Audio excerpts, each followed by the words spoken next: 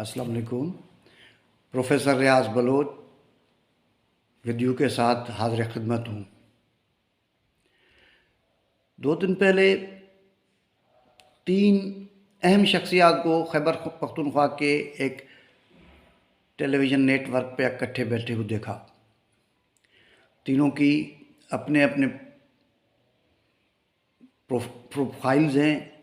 तीनों का अपना सियासी, सहाफ़ती और पार्लिमानी किरदार भी है।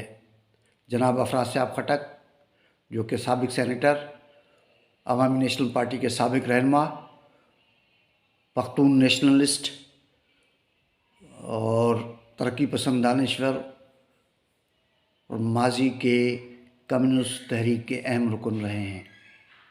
इसी तरह जनाब हामिद मीर साहब, जो कि सहाफ़ती दुनिया के बहुत ही अहम नाम हैं, तज्ज़िया निगार हैं, सीनियर सहाफ़ी हैं और इन्वेस्टिगेटिंग जर्नलिज़म में उनका एक बहुत बड़ा मकाम है।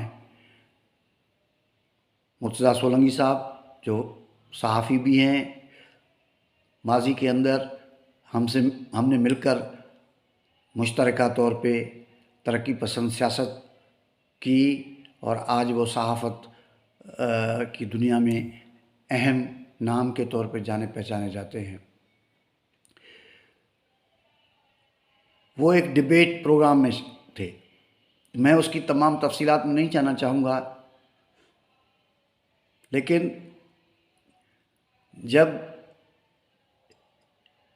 एक शख्स ने बैठे हुए हाल में सवाल किया कि जी लेवल प्ले फील्ड मुयस्सर नहीं सियासी रहनुमाओं को, सियासी पार्टियों को, उसके लिए बहुत ही सादा सा जवाब हो सकता था और वो कहते कि जनाब ये हुकूमत का काम नहीं है, ये इलेक्शन कमीशन का काम है और इलेक्शन कमीशन के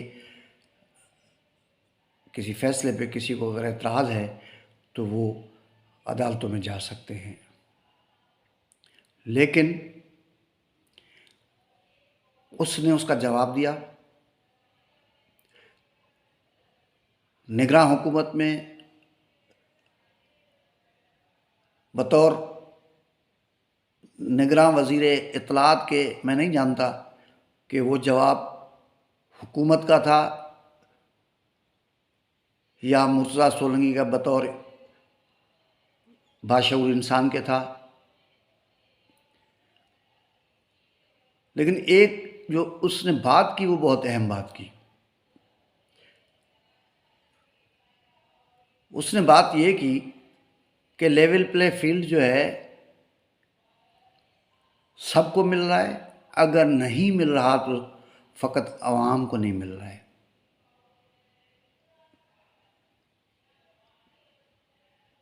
बाकी जो फ़र्क है गेम खेलने का सियासत के अंदर, इलेक्शनों के अंदर, वो कोको कोला और पेप्सी कोला का है। चॉइस 2 है या चॉइस महदूद हैं। उन्होंने ये भी कहा कि करोड़ों रुपए उम्मीदवारान लगा के असेंबलियों में पहुंचते हैं और वो किस तरह फिर उसको निकालते हैं वो किसी को पता है। एक तशवीश भी थी, एक तज्ज़िया भी था और एक सच्चाई भी थी। मैं मुर्तज़ा सोलंकी का कोई सियासी तर्जुमान नहीं हूँ,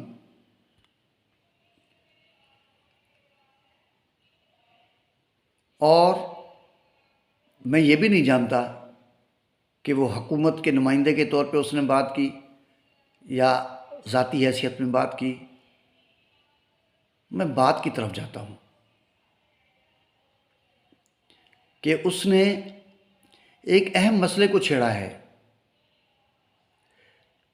अहम नहीं बल्कि अहम तरीन मसले को छेड़ा है। आज मुझे कोई बताए कि पाकिस्तान की जितनी भी मेन स्ट्रीम पार्टियां हैं उनके उम्मीदवारों की مالی حیثیت کیا ہے۔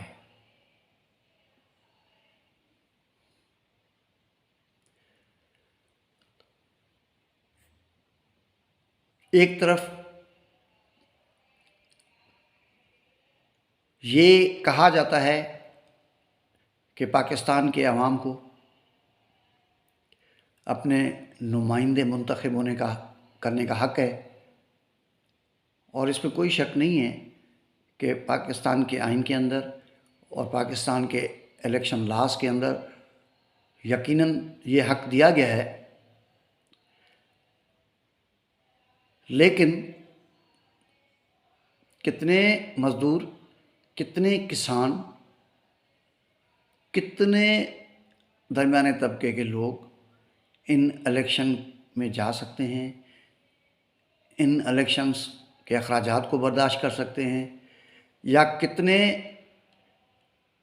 لوگ جو غریب لوگ ہیں، جو محنت کش لوگ ہیں، وہ اپنی اپنی پولیٹیکل پارٹیوں سے، جن کے بھی وہ کارکن ہیں، ٹکٹ لینے میں کامیاب ہو جاتے ہیں۔ یقیناً ہر پولیٹیکل پارٹی ایک دو ایسے لوگوں کو ٹکٹ ضرور جاری کرتی ہے جو متوسط طبقے سے یا نچلے طبقے سے تعلق رکھتے ہیں۔ میں پاکستان مسلم لیگ نون میں، پاکستان پیپلز پارٹی میں، عوامی نیشنل پارٹی میں، دیگر پارٹیوں میں ان افراد کو جانتا ہوں، لیکن یہاں پہ نام لینا مناسب نہیں ہے۔ لیکن بنیادی بات یہ ہے کہ بہت بڑی اکثریت پارلیمنٹ میں جو پہنچتی ہے وہ کون سی ہوتی ہے؟ وہ جاگیردار ہوتے ہیں، کوئی اربن بیس رکھنے والی پارٹی ہے تو تاجر ہوتے ہیں، صنعت کار ہوتے ہیں، اس کے علاوہ تو پارلیمنٹ میں کوئی نہیں پہنچتا۔ اور جب وہ پارلیمنٹ میں جاتے ہیں تو کیا کرتے ہیں؟ ہر اس قانون سازی کے اس عمل کو روکنے کی کوشش کرتے ہیں جس کے اندر سرمایہ داروں کے اور جاگیرداروں کے مفادات متاثر ہوں۔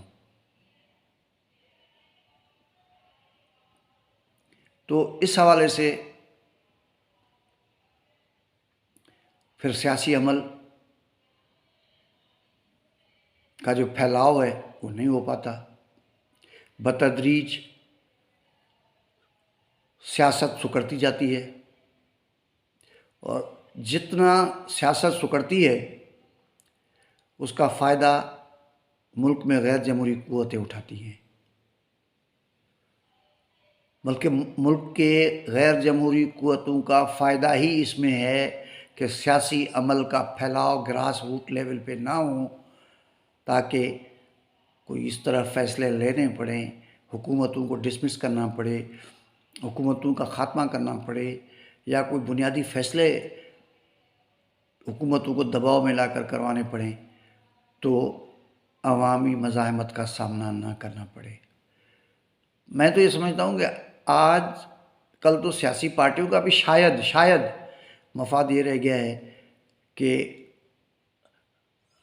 عوام کی بات کریں اور عوام کے حوالے سے ووٹ لیں،